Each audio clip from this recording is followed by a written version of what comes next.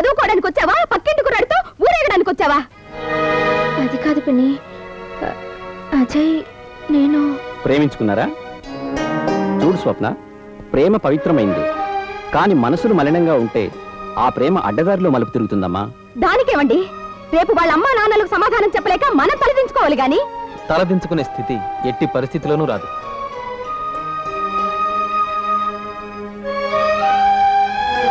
Sir, నేనే మీ దగ్గరకు వచ్చి చెప్దాం అనుకున్నాను. ఉద్యోగం కోసమే ఇంతకాలం ఆగాను. నాకిప్పుడు ఉద్యోగం వచ్చింది. నేను మనస్ఫూర్తిగా స్వప్నను పెళ్లి చేసుకుంటాను. ప్లీజ్ మమ్మల్ని కాదనకండి సార్. పెద్దవాళ్ళు ఒప్పుకోకపోతే ప్రేమించుకున్న వాళ్ళు పోలీస్ స్టేషన్కి వెళ్తే వాళ్ళే పెళ్లి చేసిన వైన భలే ఉంది న్యూస్. నార్మల్, వాళ్ళకు నువ్వు ఐడియా ఇస్తున్నావా బేధవా? ఒక్కటి మాత్రం నిజం, మాకై మేము తెగించి ఏ నిర్ణయం తీసుకోకుండా ఎలాగైనా అందరినీ ఒప్పించి మేము పెళ్లి చేసుకుంటాం. నాకు స్వప్నకి పెళ్లి జరిగి తీరుతుంది, అది నా నమ్మకం సార్. ఓకే అజయ్, నువ్వు వెంటనే మీ పెద్దవాళ్ళని పిలిపించు. ముందుగా మేం మాట్లాడుకోవాలిగా. అలాగే సార్. నాన్న పెళ్లి కొడుక థ్యాంక్స్ చెప్పు. ఓ సారీ, థ్యాంక్ యూ సార్. వాళ్ళకి కాదు, నాకు.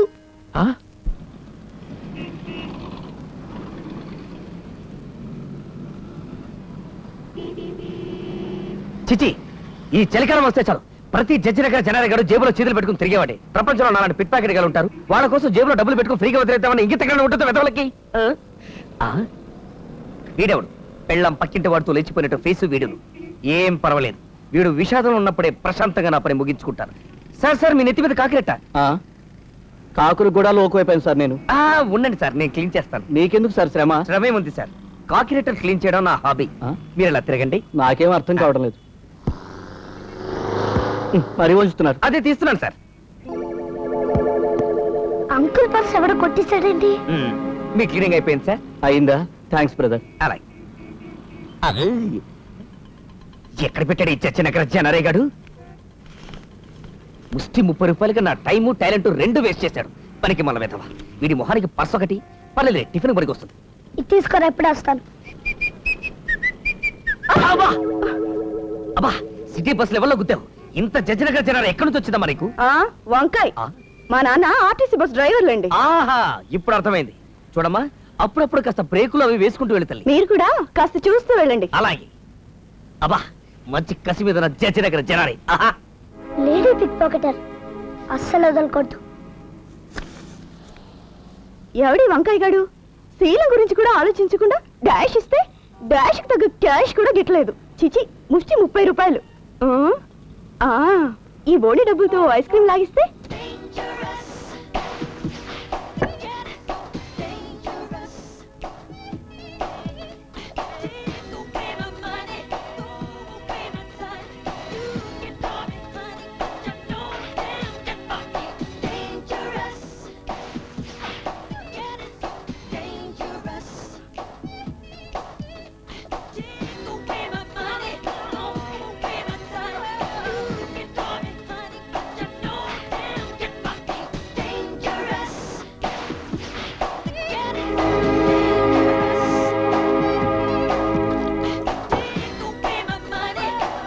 ఇప్పుడు నా జడ్జినగర్ జనాలు నిండింది.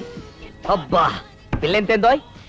29 రూపాయల 50 పైసలు. 29 రూపాయల 50 పైసలా? ఇదేమన్నా బాటా రేటా? సర్లే, ఓ 50 పైసలు టిప్పిస్తారు, పెట్టుకో. టిప్పా? నేను వానన్నయ్యా బాబు. ఓనర్ అయినా సరే, క్లీనర్ అయినా సరే, ఒకసారి టిప్ ఇవ్వాలని డెసిషన్ తీసుకున్నారంటే ఈ జడ్జినగర్ జనాలు ఇచ్చి తీరుతాడు. తీసుకోవాల్సిందంతే. ఏం బాబు, జేబులో తేలే ఏదైనా కుట్టిందా? చిన్న సైజు కేక పెట్టావు. సార్, నా పర్స్ ఎవరో కుట్టేశారు సార్. పర్స కొట్టేశారా? అలాగా? అవును సార్. నీతో చాలా పనుంది, ఇలా పక్కకు రా నాయన. నా బిల్లు ఎంత? మీరు తిన్నది ఐస్ క్రీమేగా, 16 రూపాయల 40 పైసలు అయింది. ఏమ్మా, నీ జేబులో కాళ్ళజర్ ఉందా? అది కాదు సార్, నా పర్స్ ఎవరో కొట్టేశారు. మీ హోటల్ ఎవరో దొంగలు ఉన్నారు సార్. నీ కాకమ్మ కథలన్నీ వినే టైపు కాదు ఆయన. పర్సు పోయిన వాళ్ళని ఇక్కడ నుంచో పెడతారు. దా వచ్చేయి. దా వచ్చేను. దొంగలు లేకపోతే పర్స్ ఎలా పోతాయి అంకల్? నా బిల్ ఎంత ఏంటి? అది నా పర్సు కాదు. నా పర్సు. అది నా పర్సు. ఒక్క పర్స్ ముగ్గురు ఎలా అవుతుంది అంకల్? ముందు మీరు పోలీసులకు ఫోన్ చేయండి, వాళ్ళు వచ్చి తెలుస్తారు. అబ్బాయి అక్కర్లేదండి, నా పర్సు టైప్ ఇవే. నాది నలుపు, కొంచెం ఆ టైప్. అది నాది కాదండి, నాది బ్యాగ్ టైపు, అదే రంగు.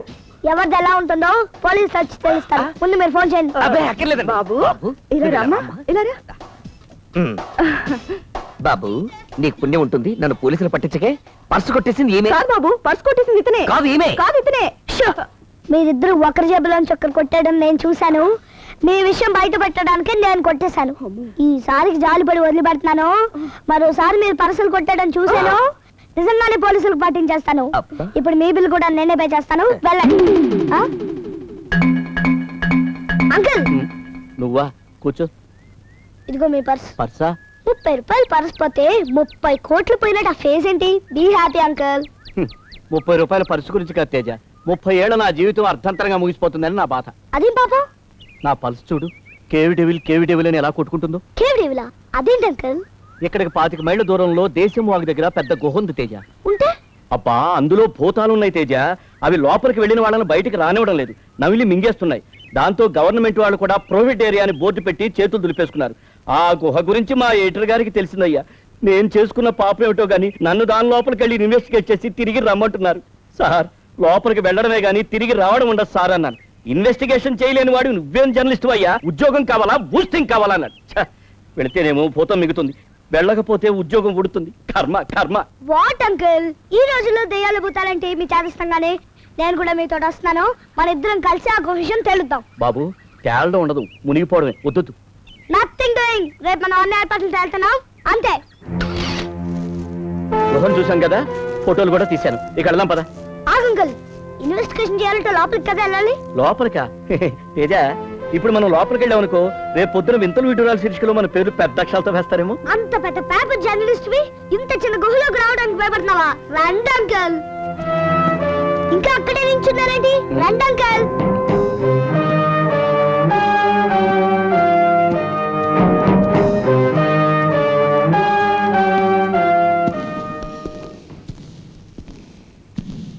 అమ్మో, అంతా చీకటి.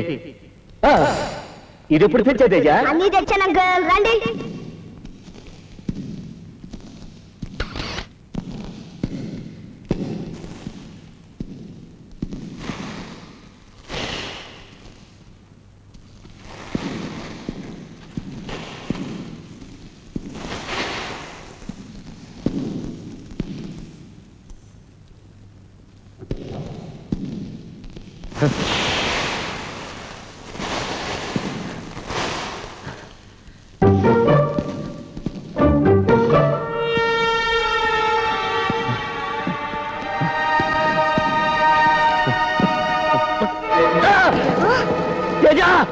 తేజ, ఇక్కడ నిజంగా దయ్యాలున్నాయి, కన్ఫర్మ్. ఆల్రెడీ ఓ దయ్యం నా గొంతు పట్టేసింది. మనం ఎక్కడికి వెంటనే వెళ్ళిపోతాం నాన్న. ఇదేంటి? Oxygen mask.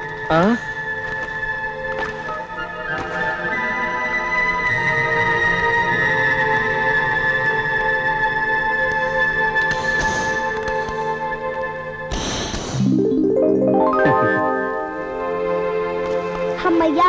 Hour you uncle? Fine Teja. అబ్బా, మెల్లగా మాట్లాడండి అంకుల్, మైక్ ఉందిగా. అవునవును, మైక్ ఉందిగా. Fine Teja, fine. అలానే అంకుల్.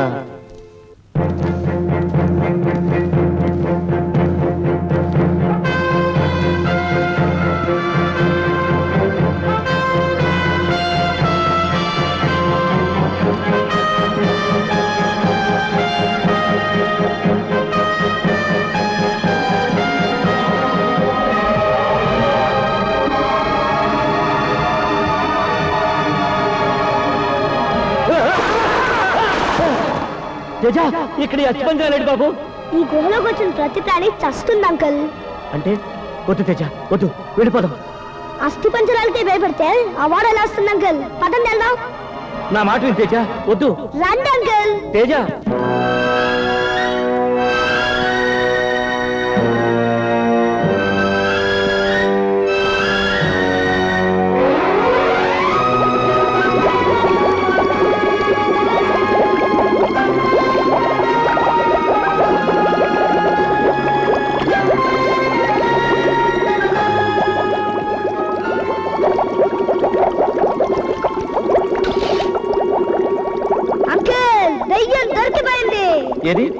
ఏది?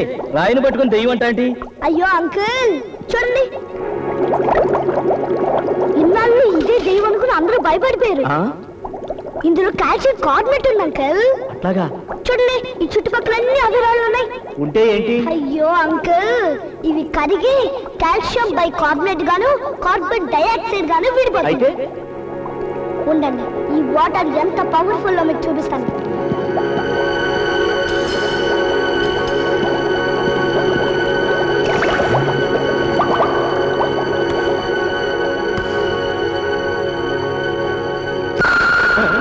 చూసారా అంకుల్, మనం సోడా తాగుతామే దాని తాతలాంటి నీరు ఇది. దీంట్లోంచి వచ్చే గ్యాస్ వల్లనే ఇక్కడికి వచ్చే ప్రతి మనిషి ఊపిరాలకు చేస్తున్నాడు. ఇది ఈ దెయ్యం వెనక ఉన్న flashback. Fantastic Teja, really you are a genius. ఇది అద్భుతమైన, అమోఘమైన, అనూహ్యమైన, అమేయమైన పరిశోధన. ఇన్వెస్టిగేటివ్ జర్నలిజంలో ఇది ఒక వినూత్నమైన విజయ పరంపర. వెంటనే మనం ఈ విషయాన్ని ప్రభుత్వానికి తెలియజేయాలి, కదిలించాలి, గడగడలాడించాలి. పదండి అంకుల్, ఆక్సిజన్ అయిపోయేటట్టు. అమ్మో, అయితే పద. అంకుల్, ఇక్కడ ఏదో పెట్టండి, ఓపెన్ చేయండి.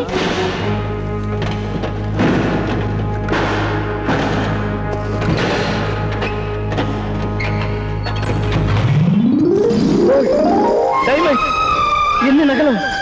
పురాతన కాలం నాటి అద్భుతమైన నిధి. Wonderful Teja, wonderful. Congrats Teja, దెయ్యాల గుహ ఇన్సిడెంట్ లో నువ్వు సూపర్ హీరో అయిపోయావు. Thank you madam. అచ్చరే, గుహలో దెయ్యాలుండవని నువ్వు ఎలా అనుకున్నావు? దెయ్యాలు గుహలోనే కాదు మేడం, అసలు అవి ఎక్కడా ఉండవని నా ఉద్దేశం. నీ సైంటిఫిక్ బ్రెయిన్ కి నా అభినందనలు. ప్రతి కుర్రాడు నీలా ఆలోచిస్తే మన దేశం మరో జపాన్ అవుతుంది. Keep it up.